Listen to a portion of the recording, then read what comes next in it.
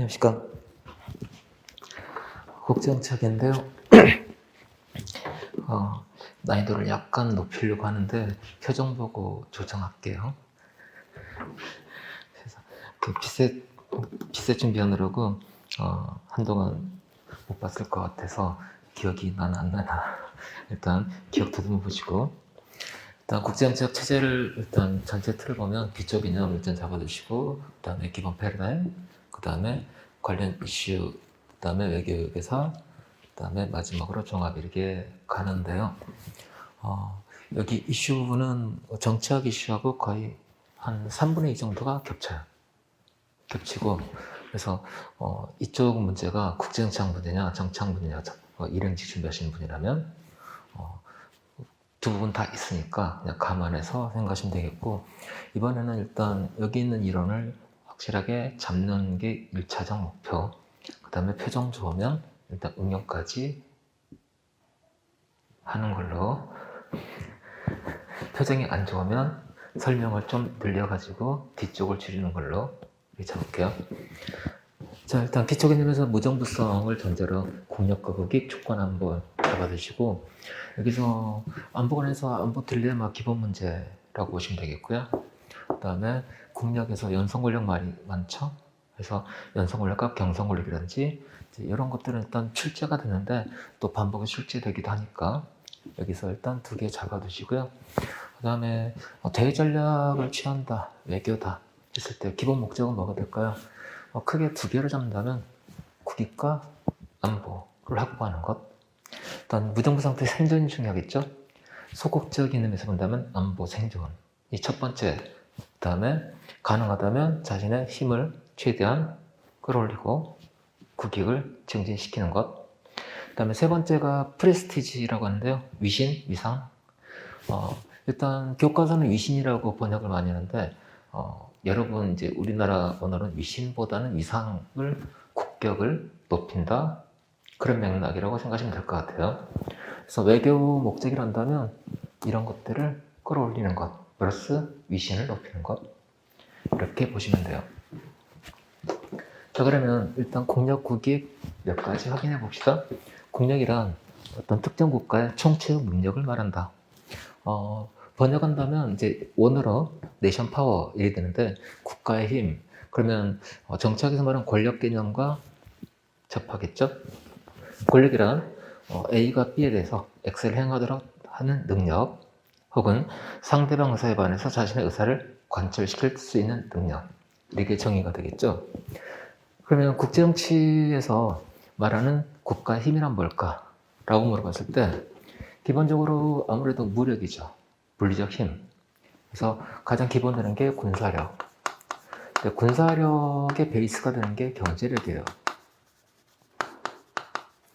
근데 이게 별개로 사용될 수도 있고, 예컨대 경제 제재를 가한다, 무력 시위를 한다. 근데 무력 시위를 넘어서 직접적 도발을 한다, 전쟁 일으킨다, 포함되겠죠. 그러면 이걸 위협을 가해가지고 자신이 원하는 대가를 받아낸다든지. 그래서 경제력과 군사력이 전통적으로 일단 기본적인 권력의 자원이 됐었는데, 자, 일단 군사력에서는 돈이 있어야죠. 그 국방비 수준을 높이려고 한다면 아무래도 기회비용이 발생합니다. 복지 치료라든지 사역 간접 자본에 투입할 재원이 줄어드니까. 그러면 자, 경제력이 올라가면 군사력도 같이 올라간다고 볼 수 있어요, 일반적으로. 그래서 별개의 자원이기도 하지만 경제력은 군사력으로 언제든지 전용될 수 있다는 것 같이 생각해 주시고, 시간이 걸릴 수도 있지만 돈 가지고 무기를 사올 수도 있겠죠. 그래서 단기, 중기, 장기적으로 일단 경제력, 군사력이 기반이 된다 라고 보시면 돼요. 자, 그 다음에 이거 말고 인구 중요하죠. 여기 인구 절벽하면서 한국은 사라질까 라는 말들이 많죠. 근데 이제 그 폐쇄적으로 본다면 아무래도 그 한국인이라 했을 때 한국 국적을 가진 자라고 본다면 한국은 사라지지 않을 겁니다. 예컨대 한국, 특히 서울에 대한 매력이 유지되는 한 계속 외부로부터 유입이 되겠죠. 그럼 유럽 인구가 줄지 않는 것은 외부로 유입이에요. 미국 인구 계속 증가하고 있어요. 이민자죠. 그래서 어떤 관점에서 볼 건지에 따라 달라질 수 있어요. 인구, 그 다음에 국토, 면적, 그 다음에 가지고 있는 자원 같은 것, 그 다음에 무형의 자산들이 있죠. 이런 것들이 있었는데 최근에 자 조지프 나이라는 사람은 연성 권력 개념을 제시한 바 있어요. 그러면 연성 권력이라는 개념이 나왔던 배경이 뭐냐? 베트남전에서 미국이 패전합니다. 그 전에 프랑스가 54년도 1차 인도차이나 전쟁에서 패배하고 나가요. 그 다음에 미국이 개입하죠. 근데 미국도 결국 패배했다고 볼 수 있겠죠. 나가요. 그 베트남인들의 자존심이라고 한다면 20세기에 중국과 붙어서 이겼고, 프랑스와 붙어서 이겼고, 미국과 붙어서 이겼고, 그러니까 선진국 강대국으로 했던 국가들과 20세기 전쟁에서 한 번도 패배한 적은 없어요. 어쨌든 그런 부분이 있긴 한데, 특히 미국과 베트남 간에 베트남전에서 패배는 일단 충격을 줬는데, 분명히 요즘 말만한 핵무기도 있고, 군사 전력에서 우위를 점하고 있음에도 불구하고 왜 패배했을까?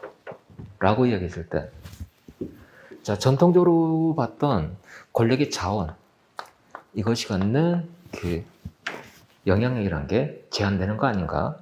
라는 게 있었고요. 그 다음에 오일 쇼크와 함께 오페크 산유국들의 의도대로 자, 미국은 이스라엘에 대한 무기 지원을 일단 중단합니다. 소련도 같이 중단하긴 했지만, 자, 그러한 현상을 바라보면서 나이가 권력 개념을 다시 규정할 필요가 있다. 권력이란 뭐가 될까요? 수단이죠. 자신이 얻고자 하는 것. 전통적인 권력 개념은 현실주의 관점에서 대체성을 갖는다 라고 표현했어요. 이 말은 A가 B와 관계에서 자, 제재력 행사협을 가합니다. 그리고 파워죠. 힘을 행사해요. 시장에서 머니가 파워죠.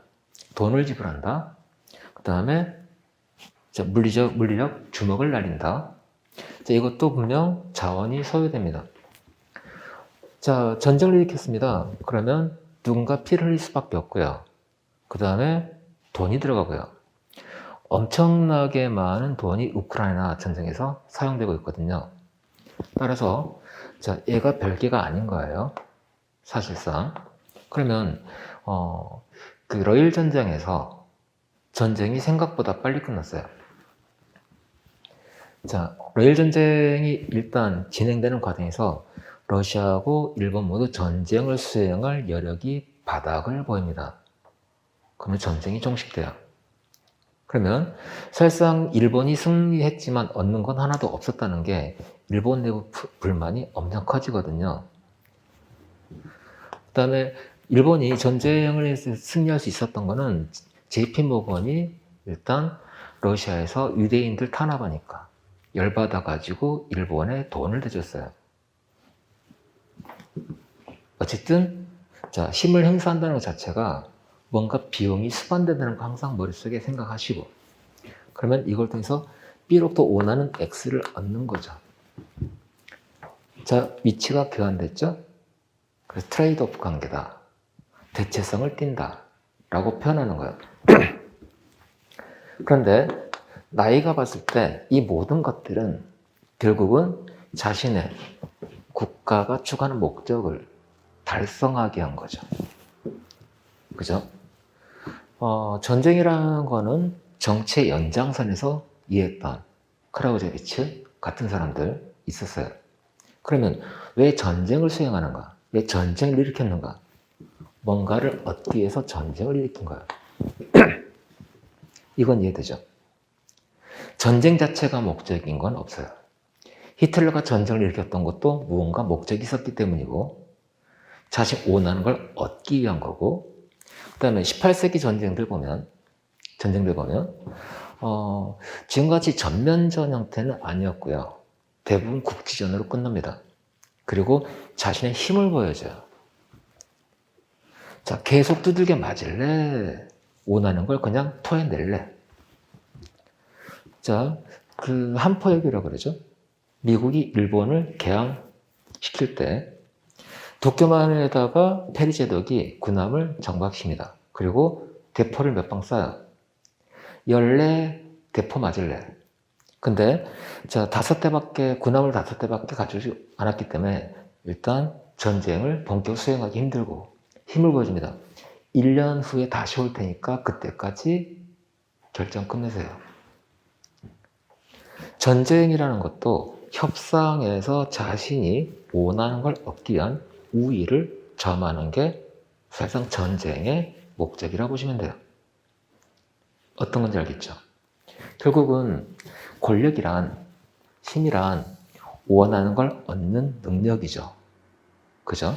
나이가 봤을 때 결국은 협상력이라고 봤어요. 힘이란 것은 협상력을 의미한다. 협상력을 의미한다는 건데 협상에서 말로 끝낼 수도 있고 주먹을 날릴 수도 있고 혹은 내가 이거 줄게 당근을 줄 수도 있어요. 그러면 효과적인 협상력은 어디서 나올까? 힘일까? 오히려 다른 데서 나올 수도 있다는 거죠. 가장 비용이 적은 협상 비용이 가장 적게 나오는 수단이라는 것은 상대방이 내가 원하는 걸 자발적으로 행하도록 하는 것. 예컨대 사회학 정책에서 말했던 3차원적 권력, 구성적 권력.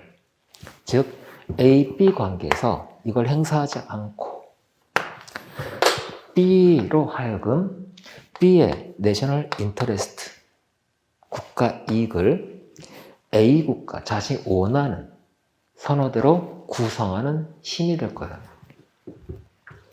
상대방의 선호, 이익을 자신의 선호, 이익에 부합되도록 유도하는, 부합대로 구성하는 그런 능력.